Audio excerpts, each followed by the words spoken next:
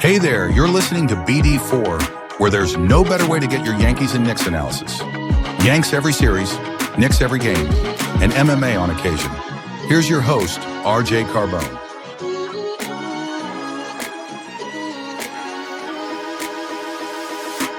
And a high drive in the left center field. Stanley's going to watch another one fly.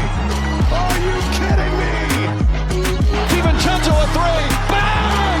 Bang! Knicks take a Take this time to apologize to absolutely nobody. At the wall. See ya! See ya! See ya! Mr. Nova. Anthony for three. Bang! That one goes down and the game is tied. Rose, you shook up the world again. I did it again. But God did it, man.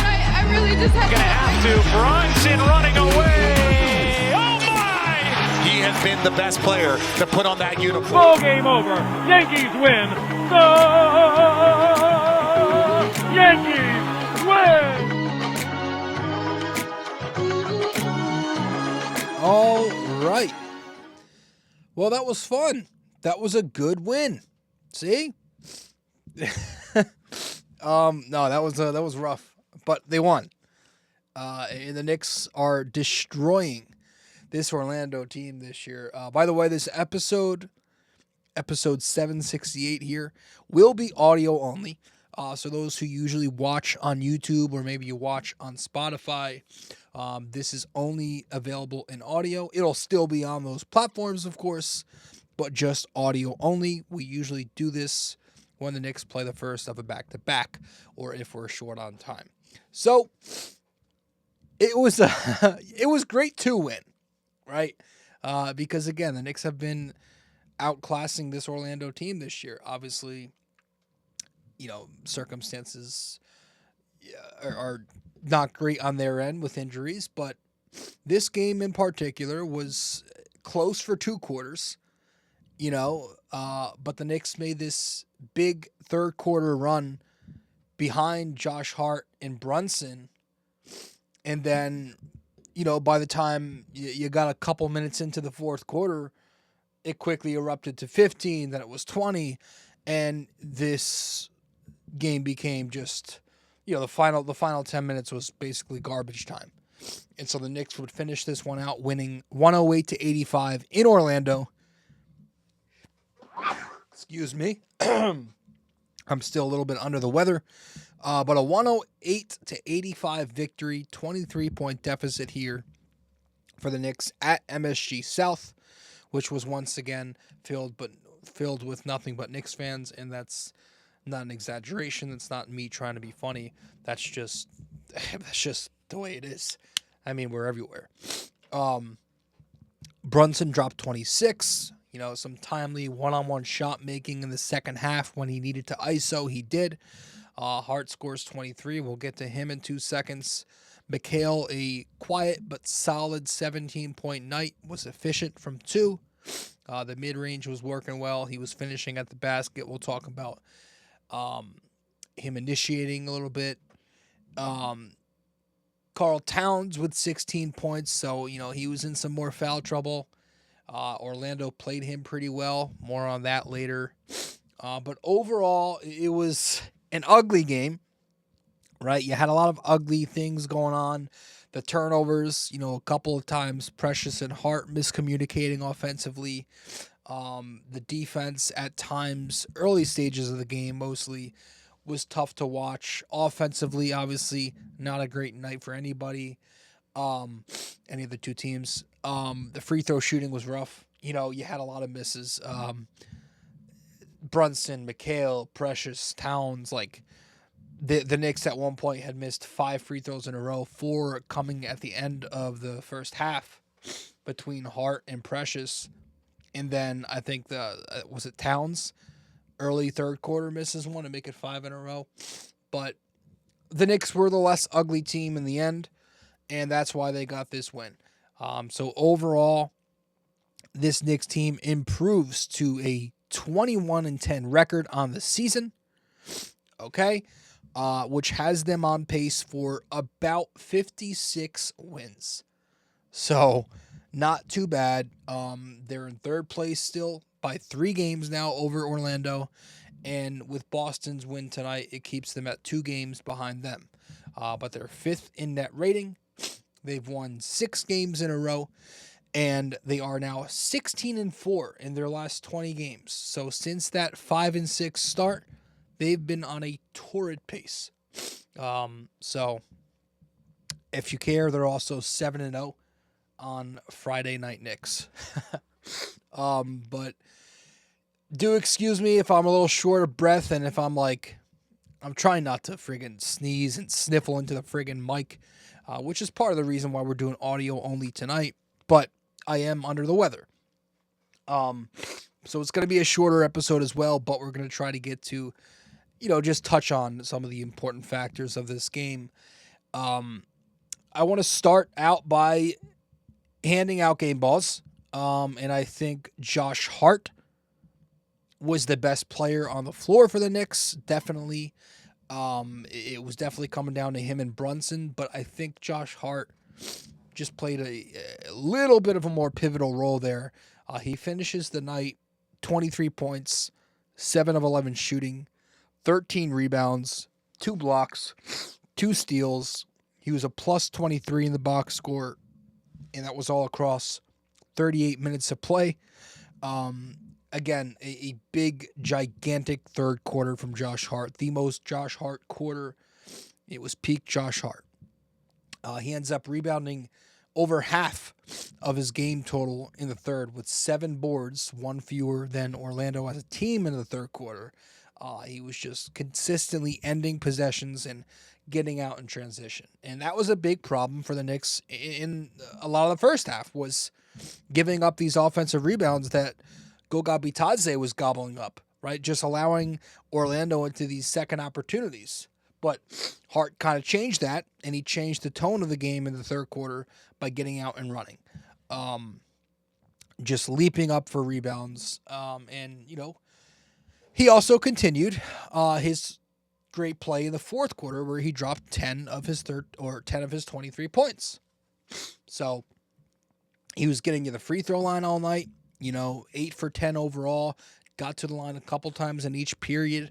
And I think he knocked down 1 out of 3 3-pointers. So, his post-game comment was some great stuff. They asked him about the 3-point shooting volume tonight, and he was, I hope that was good for the NBA ratings. That whole thing going around right now. But no, good game for Josh Hart. He now has 4 game balls on the season, which is unfortunate because he plays in this starting lineup, so he's not going to get the recognition that he deserves. But for a guy averaging, 14, 8, and 5, 14, 8, and 6, and he's playing the defense that he's playing, he's just been such a rock for this team ever since acquiring him. He's done nothing but give them winning minutes. Doesn't get the flash because apparently he doesn't score 30 enough for the people on Twitter. But the dude is a winning player, and he's the epitome of this Knicks team. We hear a lot about how the Knicks have lost that grit, et cetera, from last year. Well, Josh Hart is keeping some of that alive at least. So he gets the game ball tonight. And then you go to the bench, and I'm going to hand the game ball from off the bench to Precious Achiuwa. I thought Precious Achiuwa was very solid off the bench. He finishes the night 6 points, 6 rebounds, 1 steal, 1 block, and a +7 to lead the bench. Was 2 for 2 from the field, had 4 free throw attempts. One of his makes there, some good touch at the basket with the putback off the Brunson miss in the third quarter. But I liked what I saw. For his second straight night, he gets a game ball because he played good defense. Some good screening in there, and continues to provide good winning minutes as well when he's on the floor. So Precious Achiuwa now has 2 game balls in as many games. Each of his last 2 games, he's now gotten the game ball. So good for Achiuwa. And it was an overall good win for the Knicks. There is a little bit of a, do I want to say concern? And this is something we've discussed before, so it's nothing new if you listen to my show. And I want to preface it with a positive by saying, yeah, the Knicks have 4 wins in a row against the Orlando Magic. And this was after losing 4 games in a row to them, right? Dating back to last year. So that's good.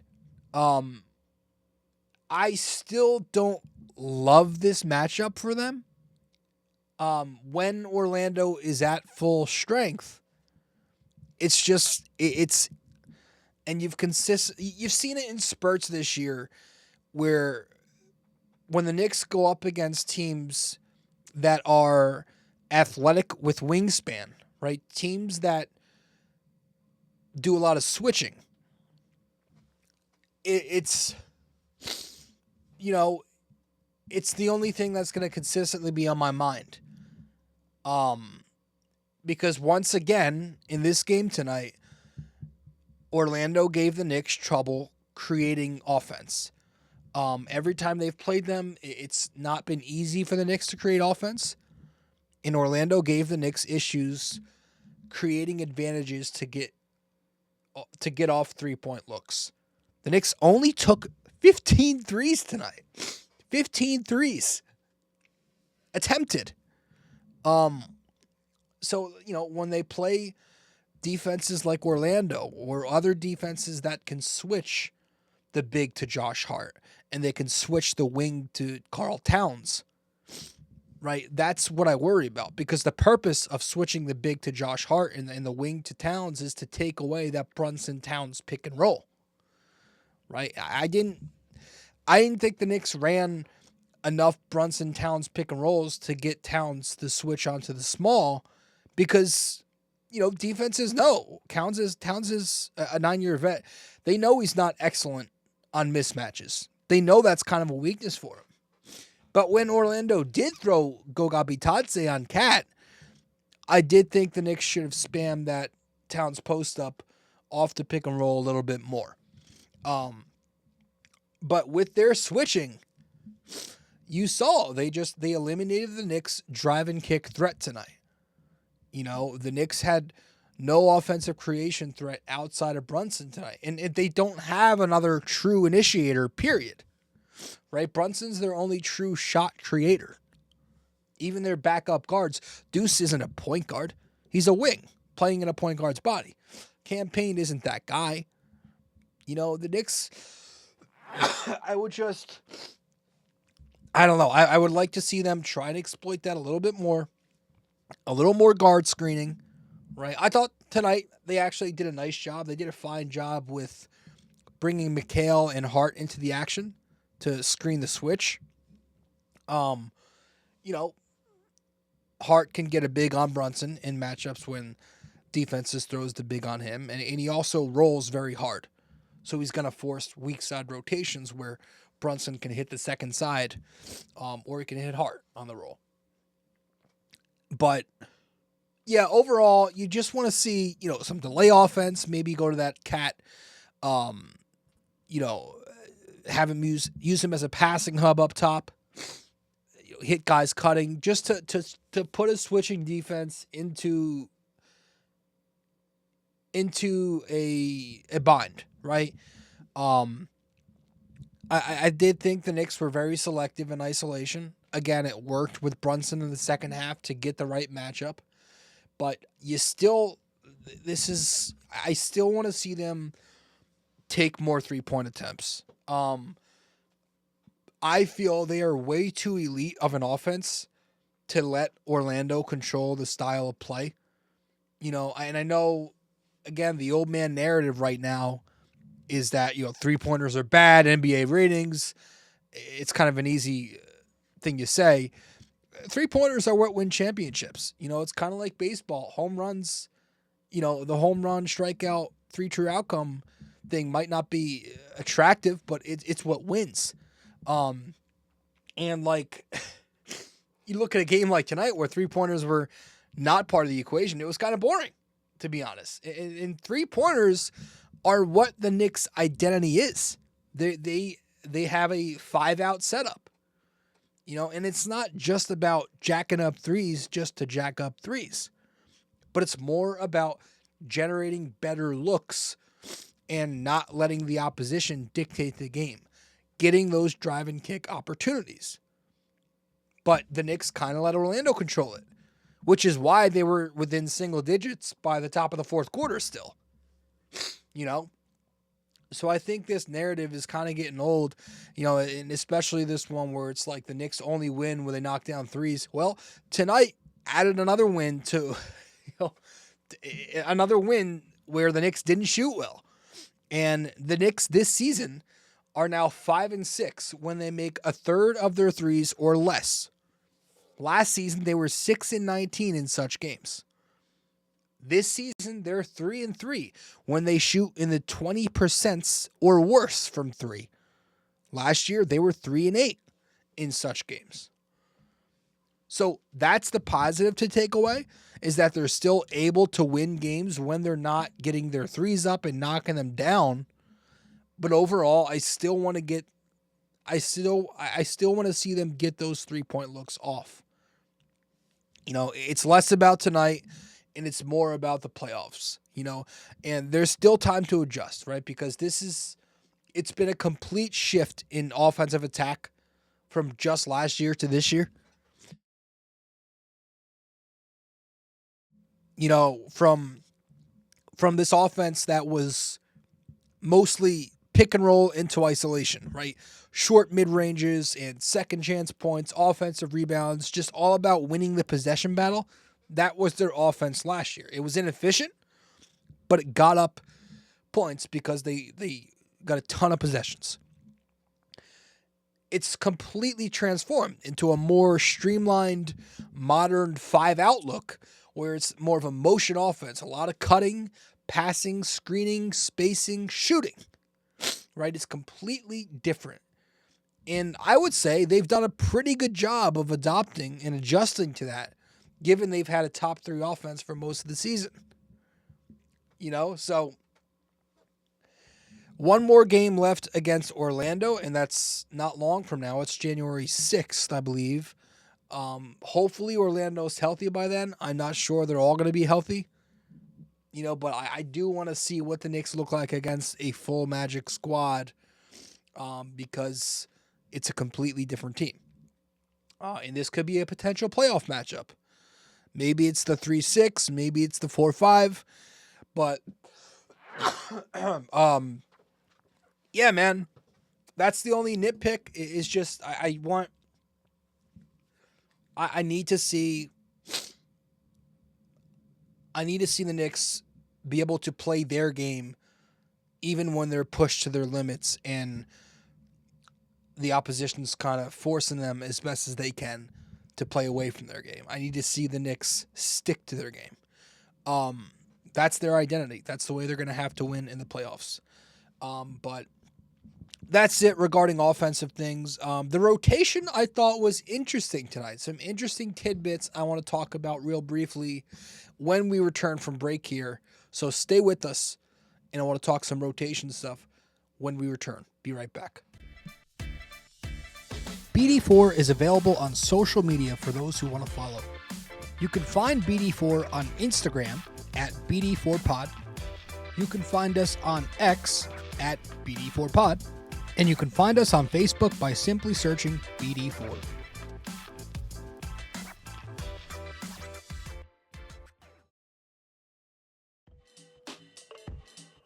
Hey guys, just a quick reminder, this podcast is also available in video format on YouTube. So be sure to go over to the YouTube channel, BD4, subscribe, like the videos, comment and tell me how much I suck or maybe how much you like the video. We'd very much appreciate it.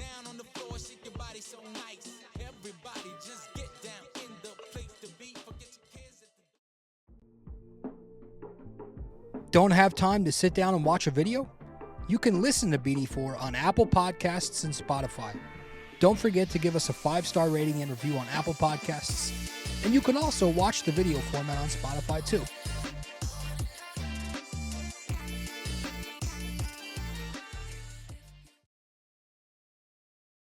All right. Welcome back to the show. Yeah, some rotation stuff regarding McHale, Shamet, Payne, Brunson, maybe. I want to talk about McHale Bridges played 44 minutes tonight, which is kind of a lot, especially before the second of a back-to-back. And he's been featured a lot lately when he's been in the game, not just minutes-wise, but like in half-court offense. You know, the Knicks have been both versus the Spurs and versus the Magic tonight. McHale's been initiating pick-and-roll sets a ton. You know, early tonight, same thing. Like, he's been in a lot of these actions. So that's an interesting new wrinkle. But, 44 minutes, hopefully with Landry Shamet being back, that can mean, less workload for McHale and the wings. Shamet played 10 minutes tonight. I thought he looked pretty good. Both ends of the floor. Played some good defense. Knocked down a couple shots. He's a helpful small wing. You did see him in that 3-guard lineup where it was Deuce, Cam Payne, and Landry Shamet. I like that Champagne lineup just so I can keep saying Champagne. I find that fun. But Towns was also in that lineup. And not just that, they had Precious in it too, which was interesting because you thought they were going to go with more two-way and put in OG or Josh Hart. But they had Precious, Cat, Sham, Cam, Deuce. So Hart did sub in for Precious later when they went to that small ball lineup in the, was it the second quarter? But, it's interesting to have Landry back. What does this mean for someone like Cam Payne, who has not been playing as much lately? 7 minutes tonight. He's been single digits in minutes in 3 of the last 4 games and in back-to-back games. So, he didn't play the second half for a second consecutive game tonight.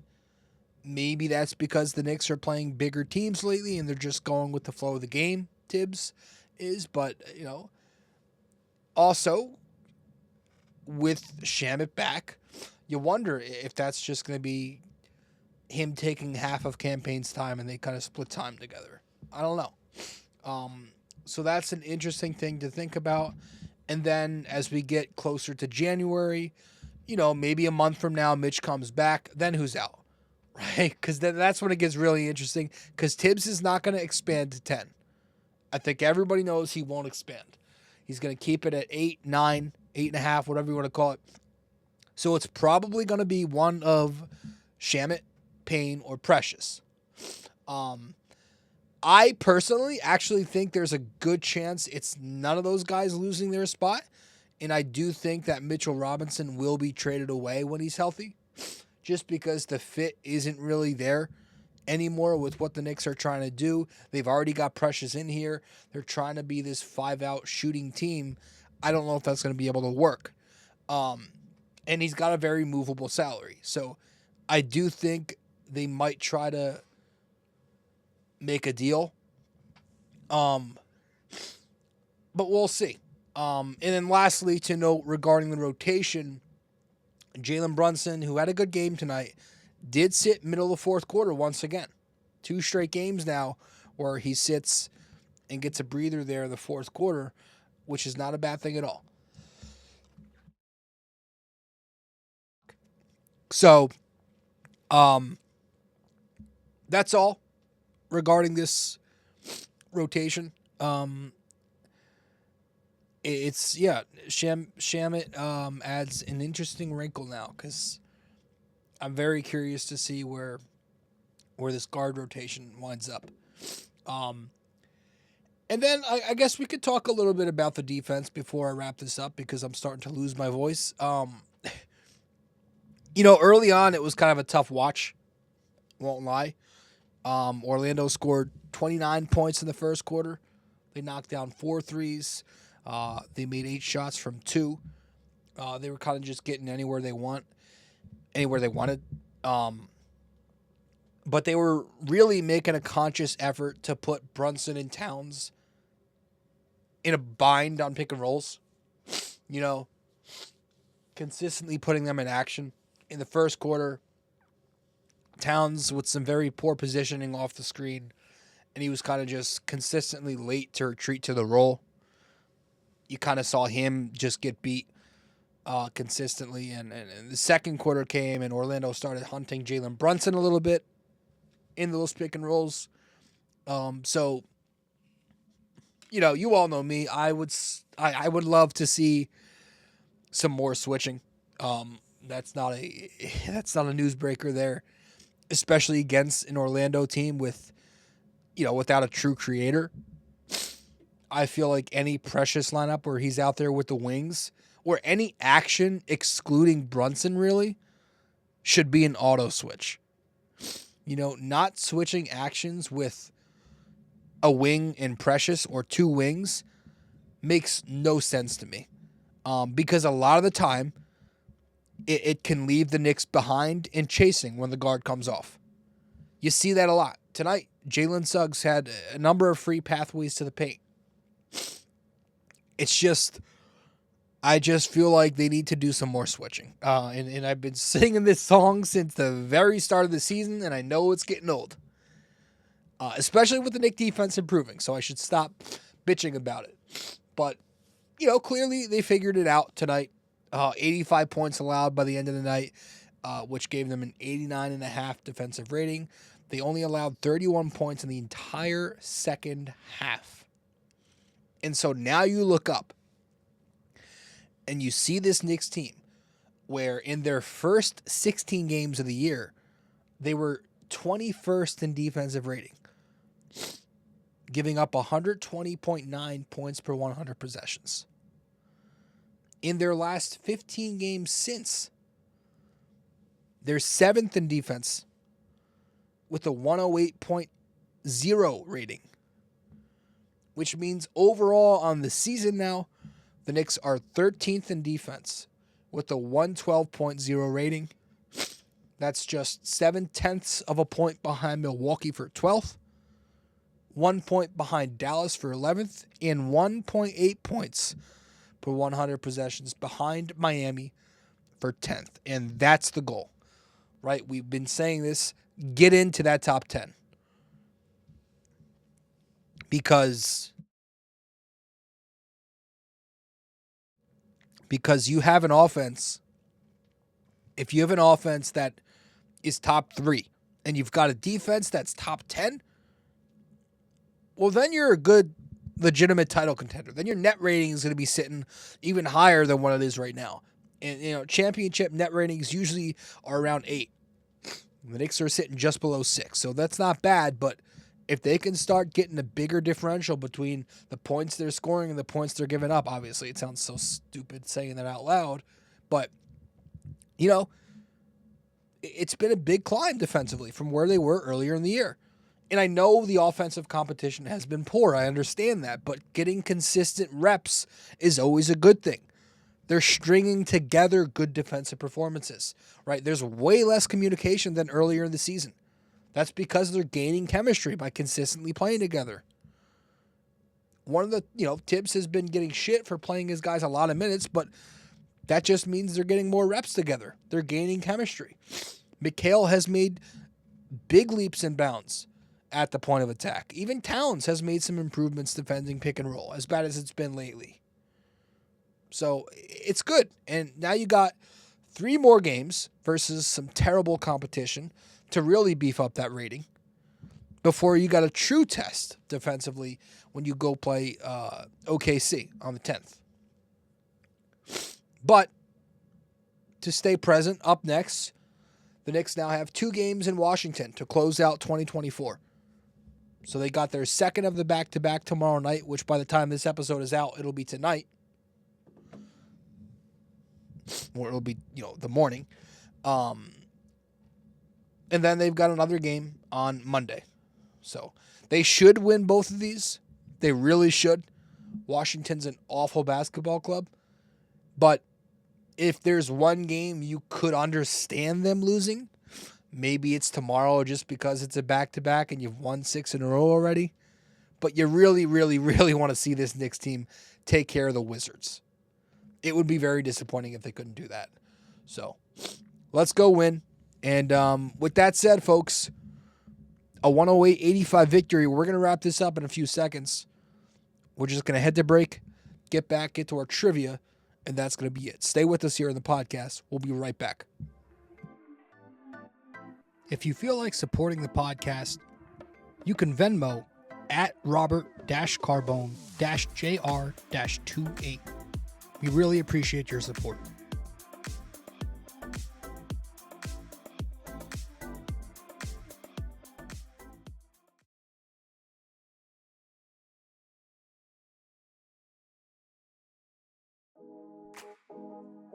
Do you enjoy Yankees baseball but are tired of hearing me yap? I have a suggestion for you. Go check out Yankee Crazy Podcast. Greg Gill is a Yankees podcaster on Apple Podcasts and Spotify, and he's now selling merch. Go to yankeecrazy.myshopify.com.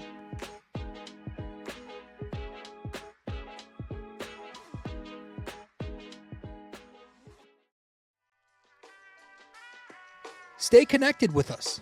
Visit BD4blog.com to explore our blog, tune into our latest podcasts, and follow us on social media. Thank you for being a part of this community.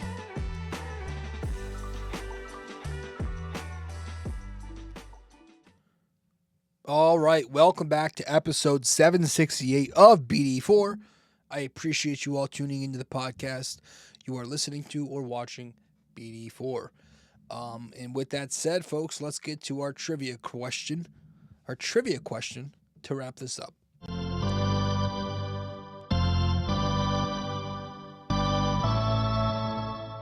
All right. So for this episode 768 of the podcast, our question of the day is, in 8 games versus the Magic as a Knick,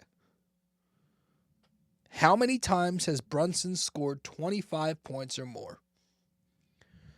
All right. In 8 games versus the Magic as a New York Knick, how many times has Jalen Brunson scored 25 points or more? So let me know the answer wherever you can reach me. If you get the answer correct, I'll give you a shout out in the next episode in front of all 2 of our listeners. But one last time, in 8 games versus the Magic as a Knick, how many times has Brunson scored 25 points or more? So, folks, I appreciate you all listening. I really do. I always do. Episode 768, we're going to wrap it up right here. The Knicks beat the Magic 108-85 at MSG South tonight. And I'll see you all in the next episode where we're talking Knicks Wizards. Later. Thanks again. Well, if you made it this far, that means you listened to or watched the entire episode. Thank you. Just remember to follow, subscribe, download, rate and review, and all that fun stuff to help out the podcast. And I will see you in the next episode of BD4.